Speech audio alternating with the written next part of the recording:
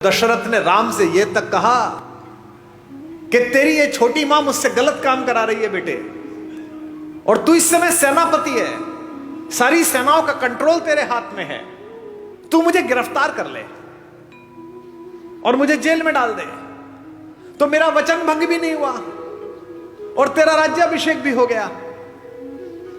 मैं जेल में रह लूंगा लेकिन मैं तुझे निष्कासन नहीं दे सकता।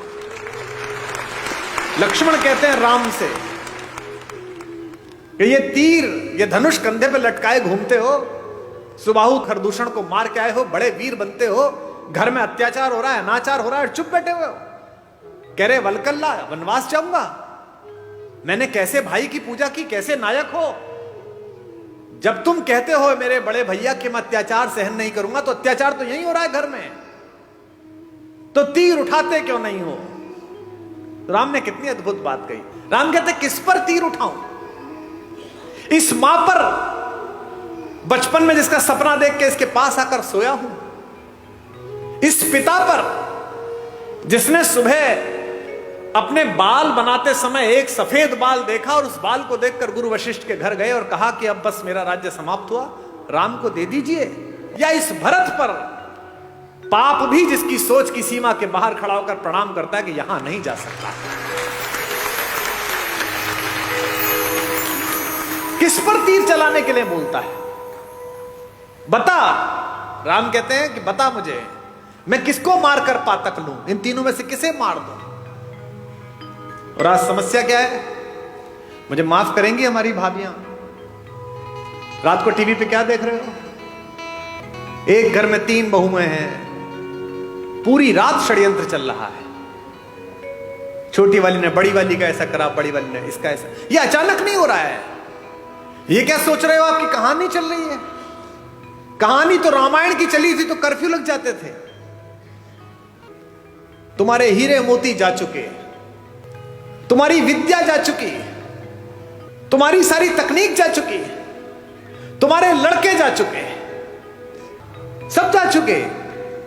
तुम्हारे पास एक चीज बची है जिसे छीनने के लिए पागल है पश्चिम, और वो चीज है तुम्हारा परिवार, तुम्हारे संस्कार। अब इस पर डाका डालने की कोशिश है। कोई सीरीज देख लो, उसके 40 मिनट में एक बलात्कार होगा, एक हत्या होगी, एक संस्कृति और कला के ऊपर, भारतीय दर्शन के ऊपर गंदी गंदी गालियां होंगी। ये क्या है, ये धीमे धीमे आपके घरों तक जहर पहुंचाया जा रहा है। क्या दिखाया जा रहा है आपके सीरियल में, एक लड़का है घर में, वो लड़का चरित्रहीन भी है, वो जिससे उसका विवाह हुआ उसके बाद भी किसी से प्रेम में है, वो जिससे प्रेम हुआ उसके बाद तीसरे से भी किसी से प्रेम में है, उस परिवार की दोनों महिलाएं उससे विवाह कर चुकी हैं। आप में से किसी ने ऐसा घर कहीं देखा है? ये भारत के घर नहीं है, एक परिवार में भी ये संस्कार नहीं, लेकिन ये डालने की कोशिश की जा रही है कि ये सही है। राम को त्रैलोक्य में सौंदर्य के पहले 5-10 नाम में आने वाली रावण की अनित्य सुंदरी बहन सूपनखा प्रस्ताव देती है कि जंगल है, कौन देखेगा, मुझसे प्रेम कर ले, विवाह कर ले, और ये तो वैसे भी बिना मां बाप के तेरे साथ आई है, तो सब निभा लेगी। राम कहते हैं माता मेरा विवाह हो चुका। लक्ष्मण से कहती है, लक्ष्मण भी यही करते हैं, गुस्से में सीता को हानि पहुंचाने की कोशिश करती है और ऐसे में अस्त्र उठता है और उसकी नाक पर चोट लग जाती है, जो रावण के गुस्से का कारण बनी है। ये राम है जो जंगल में भी मिले हुए इस अश्लील, अशालीन, असंस्कारी, अपारिवारिक अवसर को ठुकरा देते हैं। और एक रावण है जो पंचकन्याओं में पूजित माता मंदोदरी का पति होने के बावजूद भी सिर्फ इतना सुनकर कि जंगल में 2 लोग घूम रहे हैं, उनकी बीवी बहुत अच्छी है, उसके पीछे लग जाता है, इसीलिए उसके कुल वंश का नाश होता है, सारी पीढ़ियां ध्वस्त हो जाती हैं, सब लोग समाप्त हो जाते हैं। मैं केवल ये सोचता हूं कि अगर मेरे बोलने से 10 लोग, 20 लोग, 50 लोग, 100 लोग भी गुणात्मक परिवर्तन जीवन में हो जाए तो बढ़िया बात हो जाएगी। एक सज्जन ने मुझे चिट्ठी लिख कर दी, ऐसे ही जैसे ये चिट्ठी आई है, कि साहब वो मैं कल आया था, आपने राम और भरत के प्रेम के विषय में बताया, और मेरे सगे भाई साहब जो है वह हिम्मतनगर गुजरात में रहते हैं, और मेरा उनसे 25-30 साल से संपत्ति विवाद चल रहा है। ना मैं उनके बच्चों की शादी में गया, ना वो मेरे शादी में आए। पर कल रात सुन के मैं बहुत रोया। अब कल जब आपका कार्यक्रम समाप्त हो जाएगा तो मैंने दोनों बेटों को, बहुओं को लेकर मैं जा रहा हूं हिम्मतनगर, और संपत्ति के और अदालत के सारे कागज लेकर उनके चरणों में रख दूंगा और कह दूंगा, भैया जो आप जाने करिए, बस मुझे माफ कर दीजिए, मुझे चरणों में स्थान दीजिए। मुझे लगता है कि यही आपका पारिश्रमिक है, यही आपका प्रतिफल है। जिस समय आप दूसरे में ईश्वर देखना प्रारंभ कर देंगे, उस समय ईर्ष्या, कुंठा, बेईमानी, दुष्टताएं सबका विलोप हो जाएगा। और ये पृथ्वी इसीलिए बची हुई है अभी तक भी कि इसमें अच्छे लोगों का प्रतिशत ज्यादा है, बुरे लोगों का प्रतिशत कम है। हमारे एक शायर का शेर है कि दुनिया नफरतों की आखिरी स्टेज पर है, इलाज इसका मोहब्बत के सिवा कुछ भी नहीं। ये दोनों भाई थे, यूक्रेन और रूस, एक दूसरे के खून के प्यासे हैं, निरपराध लोगों को मार रहे हैं। और मरवा कौन रहा है? वो बाहर बैठा हुआ एक आदमी, वो यूक्रेन से कह रहा चिंता मत करना, हथियार कितने में मिलेंगे तू जारी रख। ऐसे बहुत लोग मिलेंगे आपके परिवार में बाहर खड़े हुए, जो आपके बच्चों को, आपकी बेटियों को, आपके बेटों को आपको सिखाएंगे कि घर में लड़ाई है, जारी रख, मैं तेरे साथ खड़ा हूं। वो अपने साथ खड़े, आपके साथ नहीं खड़े हुए। जो भी व्यक्ति ऐसी बात करता मिले कि चिंता मत करना, मैं तेरे साथ खड़ा हूं, अपने भाई के खिलाफ हो जा, बहन के खिलाफ हो जा, मां के खिलाफ हो जा, समझना कि वो आपके साथ नहीं खड़ा है। क्योंकि जो आपके साथ खड़ा है वो कह रहा है कोई बात नहीं, थोड़ा नुकसान फायदा चलता रहता है। राम से सब छिना लेकिन सब मिला। इसीलिए मैं बार बार अपने सत्र में एक बात कहता हूं, महत्वाकांक्षा खूब रखिए, लालच शून्य रखिए। ये जो आपके पास है, इसे जब तक पर्याप्त मानते रहोगे तब तक खुश रहोगे।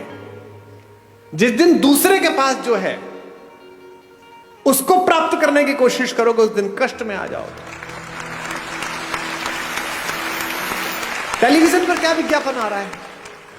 ये दो भाई बहन बैठे हैं, ये एक मामा जी बैठे, एक माता बैठी है। इनमें प्रेम की क्या कमी है भैया? 2 शताब्दी से ज्यादा का प्रेम है दोनों का एक दूसरे से, भैया बहन का।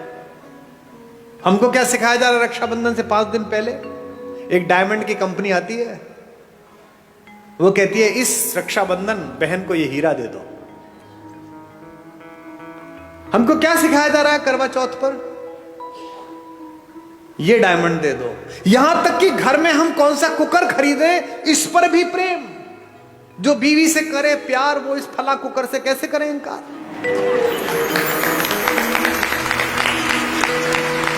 यानी जिनके घर में वो कुकर नहीं आता वो अपनी पत्नी से प्रेम नहीं करते। मेरे घर में शुरू में कुकर नहीं था तो मेरे पिता ने मेरी मां से प्रेम नहीं किया। कैसी मूर्खतापूर्ण बात है। साधनों से अगर प्रेम होता, अगर साधन प्रेम का प्रतीक होते तो राम पिछड़ जाते, रावण जीत जाता। मुझसे लोग कहते हैं आगरे में एक सफेद रंग की बिल्डिंग दिखाकर के ये प्रेम का प्रतीक है। इसे प्रेम का प्रतीक बताते हो? ये प्रेम का प्रतीक है? अरे प्रेम का सबसे बड़ा प्रतीक तो समुद्र के नीचे इकट्ठे हुए वो पत्थर है जिन पर मेरा राम चल कर गया।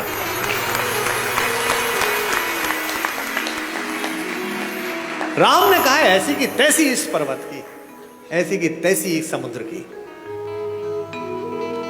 अगर मेरी प्रेमिका, मेरी पत्नी के बीच में कोई आया है तो 7 समंदर पार छुपाओ, उसके घर में जाके मारूंगा।